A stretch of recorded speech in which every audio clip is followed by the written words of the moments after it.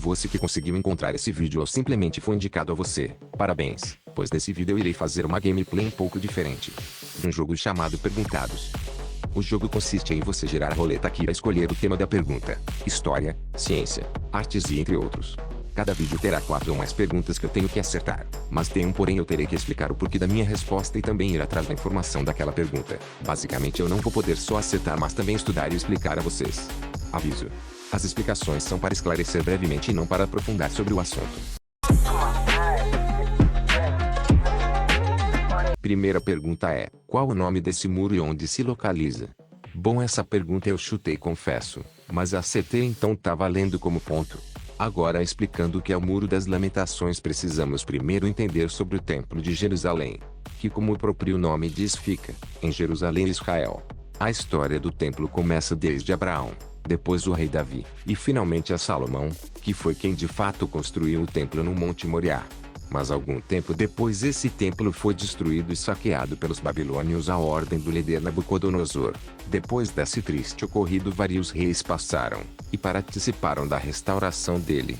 Um exemplo foi o rei Zorobabel. Mas depois de alguns anos Israel estava em posse de Roma, e junto com isso um homem chamado Herodes convence a Roma a ser rei de Israel por ter parte judaica. Ele não só restaurou o templo, mas fez algumas melhorias, além de outras construções históricas.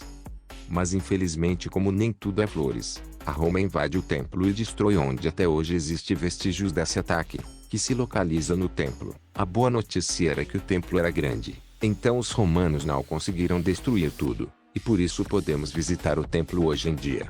Mas agora o que realmente interessa é o Muro das Lamentações, que é uma parte das grandes paredes do templo, além de outras áreas considerado Muro das Lamentações, inclusive em áreas subterrâneas.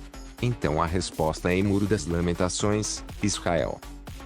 Próxima pergunta é sobre uma jogadora chamada Camila de Paula Bright e sua posição no campo de vôlei.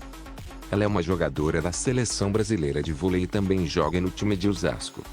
Nasceu em 28 de outubro de 1988 e tem 35 anos atualmente. Sua altura é 1,70 m. Ganhou uma medalha nos Jogos Olímpicos de Verão Feminino em 2020.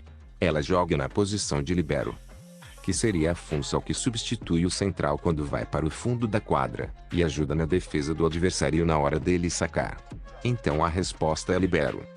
Mas eu errei colocando central, afinal, não entendo muito de esporte. A próxima pergunta é sobre artes.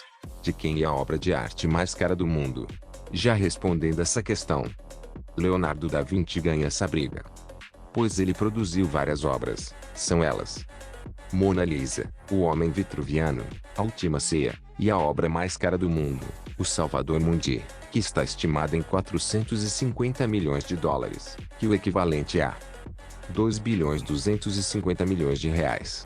Barato, né? Mas falando um pouco mais sobre Leonardo da Vinci, ele foi um polimata e um artista renascentista. Era hábil em várias áreas do conhecimento. Veja só o que ele era: botânico, inventor, cientista, matemático, engenheiro, anatomista, pintor e escultor, arquiteto, poeta e músico. Queria ter o currículo desse cara. Mas vou separar um vídeo sobre a Renascença e postar em breve. Próxima pergunta é: onde se localiza o Museu de Louvre? Intelectual como eu sou, respondi Uruguai, mas para surpresa minha apenas, era França. O Museu de Louvre se localiza em Paris, na França. Construído em 10 de agosto de 1793. E lá possui obras como a Mona Lisa, Vênus de Milo e Liberdade Guiando o Povo. Então a resposta é França. A pontuação final ficou 2/4. 2 erros e 2 acertos. Então deu empate. Até o próximo vídeo. Fui.